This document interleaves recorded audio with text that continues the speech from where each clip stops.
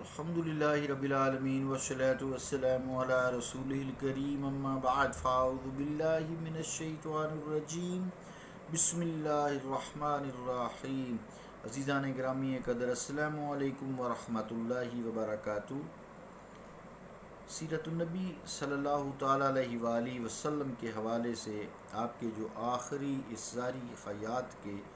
لمحات ہیں، اس میں ایک کچھ تاریخ کی کتابوں میں ایک روایت بیان کی گئی ہے جس سے طرح طرح کی غلط فہمیاں اور شک و شبہات پیدا ہونے کا خدشہ ہے۔ اس لیے علم کی دیانت کا یہی تقاضا ہے کہ اس کی وضاحت کی جائے، اسے بیان کیا جائے، اور جو معتبر کتب کے مصنفین ہیں انہوں نے جو اس کے بارے میں جرح و تعدیل کے ساتھ رائے دی ہے اور بلاغ بیان کیا ہے، اسے آپ کے لیے ہدیہ کیا جائے۔ تو آپ بھی سماعت فرمائیں۔ علامہ ابن کثیر اپنی کتاب السیرۃ النبویہ میں روایت فرماتے ہیں، قال الامام احمد حدثنا یعقوب حدثنا ابی عن ابن اسحاق حدثنی یحییٰ ابن عباد ابن عبداللہ بن زبیر عن ابی عباد سمعت عائشہ رضی اللہ تعالی عنہا تقول مات رسول اللہ صلی اللہ علیہ وسلم بین صحری و نحری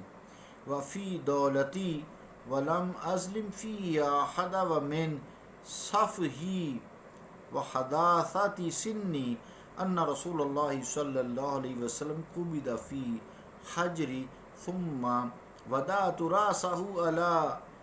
وسادتی وقمت التدم مع النساء وأضرب وجهي۔ ابن کثیر السیرۃ النبویہ جلد 4 صفحہ 477 جہاں سے یہ روایت لی گئی ہے، تو اس روایت کا ترجمہ یوں ہے کہ امام احمد نے کہا کہ عبداللہ بن زبیر نے اپنے باپ عباد سے روایت کیا، وہ کہتے ہیں کہ میں نے حضرت عائشہ صدیقہ کو یہ کہتے ہوئے سنا کہ وہ رسول اللہ صلی اللہ علیہ وآلہ وسلم نے اس حالت میں وصال فرمایا کہ حضور نے میری گردن اور سینے کے ساتھ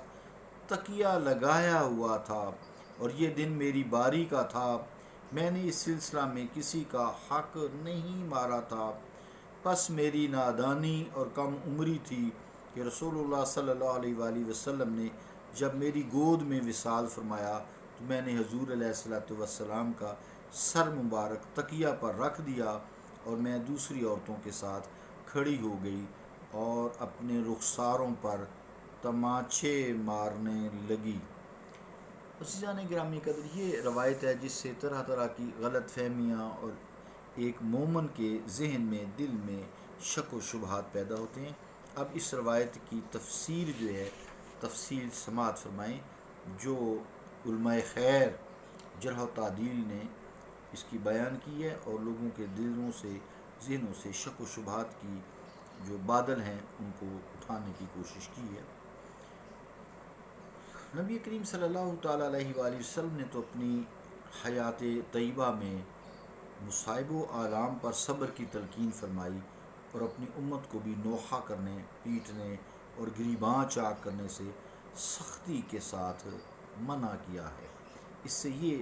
خدشہ یا شک پیدا ہوتا ہے جب کہ آپ کی جو بیویاں ہیں انہوں نے ایسا کیا، ایسا ممکن نہیں ہے، جبکہ اس روایت میں کہ حضور صلی اللہ تعالیٰ علیہ وآلہ وسلم کی مقرب ترین زوجہ محترمہ حضرت عائشہ صدیقہ رضی اللہ تعالیٰ عنہ پر تہمت ہے، تو اس کا ازالہ کیا جائے، اس لیے علماء خیر نے اس کے لیے بڑی تگ و دو کی ہے کہ حضرت عائشہ حضور صلی اللہ علیہ وسلم کے ثانیہ ہیں کہ اس وصال کے بعد اٹھ کھڑی ہوئیں اور اپنے منہ پر تماچے مارنے شروع کر دیے، اور صرف اکیلی نہیں، آپ ہی نہیں بلکہ جتنی مسلمان خواتین اور اس وقت وہاں موجود تھیں سب نے اپنے اپنے چہروں پر تماچے مارنے شروع کر دیے، اور کبار صحابہ بھی موجود تھے، لیکن کسی نے ان کو اس فیل سے روکا۔ یہ عزیزان گرامی کہ ممنع ممکن، استغفر اللہ معاذ اللہ، ایسی بات نہیں ہے، ایسی بات ہو ہی نہیں سکتی۔ اب انسان یہ خیال کر کے کانپ جاتا ہے، لرز جاتا ہے کہ ہادی برحق صلی اللہ علیہ وآلہ وسلم کا ابھی وصال ہوا ہے، حضور علیہ الصلوۃ والسلام کا جسد پاک، جسد عطر ابھی چارپائی پر آرام فرما رہا ہے، اور اتنی جلدی حضور علیہ الصلوۃ والسلام کے جو فرمان علی شان ہے کہ مت نوحہ کرنا، پیٹنا، گریبان چاک کرنا، واویلا نہ کرنا، اس طرح کی، وہ فوری طور سے اسی وقت ذہن سے نکل گئے، یہ ایسا ممکن نہیں ہے، یہ کیا خلاف ورزی کرنے والے انجان لوگ تھے؟ ایسی بات نہیں ہے عزیزان گرامی قدر، بلکہ حضور علیہ الصلوۃ والسلام کی تمام صحابیات مع ام المومنین رضی اللہ تعالیٰ عنہ کہ اس حکم عدولی میں جوش و خروش سے حصہ نہیں، ایسے عزیز ممکن نہیں ہے، یہ محض بہتان تراشی ہے، الزام تراشی ہے۔ عزیزان گرامی کے جب ایسی باتیں انسان پڑھتا ہے نا تو خود بھی سٹپٹا جاتا ہے، جس کے دل میں ذرا سا بھی نور ایمان کی چنگاری جو ہے ٹمٹما رہی ہو، وہ بھی ایک دم کانپ جاتا ہے، یار ایسا کیسے ممکن ہے؟ لیکن جب اس روایت کے رجال کی تحقیق کی، کتب شرح و تعدیل کی طرف رجوع انسان کرتا ہے تو ساری غلط فہمیاں دور ہو جاتی ہیں۔ علامہ ابن حجر اپنی کتاب رحمۃ اللہ علیہ، اپنی کتاب تہذیب التہذیب میں اس کے ایک راوی یعقوب کے بارے میں رقم تراز ہیں، وہ فرماتے ہیں، جو اس روایت کے راوی ہیں، وہ فرماتے ہیں قال عبداللہ ابن احمد ابن ابی حرکنا حدیثہ منذ دہر وکان من الکاذبین الکبار وکان یدع الحدیث۔ ابن حجر اسقلانی رحمۃ اللہ علیہ، تہذیب التہذیب جلد 11 پیج 398، کیا فرماتے ہیں علامہ ابن حجر کہ حضرت امام احمد کے فرزند عبداللہ اپنے والد ماجد سے روایت کرتے ہیں کہ آپ نے فرمایا کہ اس یعقوب کی حدیثوں کو تو ہم نے عرصہ دراز سے نظر آتش کر دیا ہے، یہ شخص بہت بڑے جھوٹوں میں سے تھا اور خود حدیثیں گھڑا کرتا تھا۔ اللہ رب العالمین فضل کرے جو ایسی حدیثیں گھڑتے ہیں، اور ہمارے اوپر فضل کرے کہ ہم ان کی تحقیق کریں اور ان کو جھوٹوں میں شمار کریں۔ عزیزان گرامی قدر، دیگر علماء جرح و تعدیل نے بھی اس مقام پر اس کے حبس باطن سے پردہ ہٹایا ہے، لیکن عزیزان گرامی یہ ایک طویل بحث ہے، اس سے اگر انسان دامن بچاتا جائے اور ایک جملہ ہی سمجھ آ جائے، اور پھر جو لوگ مزید تحقیق کرنا چاہیں تہذیب التہذیب کے اس مقام پر اس کے حالات کا مطالعہ کر سکتے ہیں۔ علامہ تقی الدین احمد بن المقریزی رحمۃ اللہ علیہ کی تصنیف لطیف امتاع الاسماء، اس کی جلد اول کے صفحہ 393 کے حاشیہ پر جو بات مرقوم ہے وہی انسان سمجھ لے تو وہی کافی ہے۔ وہ فرماتے ہیں من لطم الحدود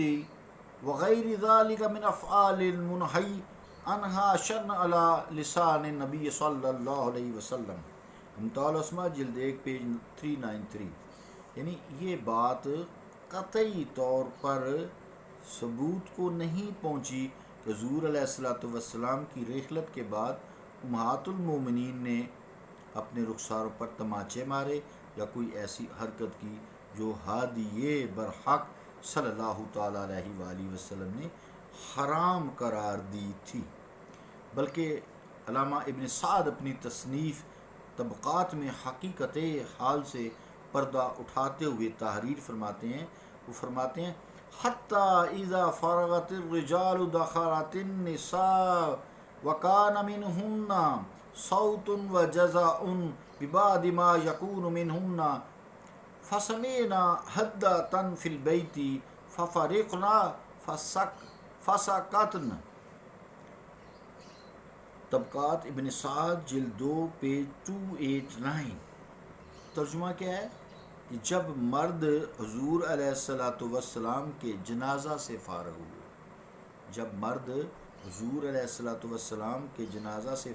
ہوئے، تو پھر حجرہ مبارک میں خواتین داخل ہونے لگیں، ان میں سے کسی کی چیخ نکل گئی اور جزا فضا کرنے لگیں، تو اس وقت حجرہ شریف میں ایک تھرتھراہٹ سی محسوس ہوئی، حجرہ شریف میں ایک تھرتھراہٹ سی محسوس ہوئی، جس سے سب خواتین پر خوف طاری ہو گیا اور وہ خاموش ہو گئیں۔ ایک اور مستند حوالہ عزیزان گرامی قدر آپ سماعت فرمائیں۔ علامہ ابن اثیر رحمۃ اللہ علیہ اپنی تاریخ الکامل فی التاریخ میں رقم تراز ہیں کہ آخری دن حضور کریم صلی اللہ تعالی علیہ وآلہ وسلم نے فرمایا دنا الفراق والمنقلب الی اللہ وسدرۃ المنتہی والرفیق الاعلی الی ان قال صلی اللہ علیہ وسلم ثم ادخلوا علی فوجا فوجا فصلوا علی فلا توزونی بتزکیۃ ولا رنات۔ ابن اثیر الکامل فی التاریخ جلد 2 پیج 320۔ ترجمہ کیا ہے علامہ ابن اثیر کا کہ جو آپ صلی اللہ علیہ وسلم کی آخری الفاظ ہیں، جدائی کی گھڑی آ گئی، جدائی کی گھڑی آ گئی، جدائی کی گھڑی آ گئی، اب اللہ کی طرف اور سدرۃ المنتہی کی طرف، رفیق اعلیٰ اور جنت الماوا کی طرف لوٹ کر جانے کا وقت آ گیا۔ پھر میری نماز جنازہ ادا کرنے کے لیے گروہ در گروہ حجرہ شریف میں داخل ہونا اور میری نماز جنازہ پڑھنا، لیکن مجھے بے جا تعریف کر کے اور آہو فغاں کر کے اذیت نہ پہنچانا۔ صلی اللہ تعالی علی رسول خیر خلقہ محمد وعلی آلہ واصحابہ اجمعین برحمتک یا ارحم الراحمین۔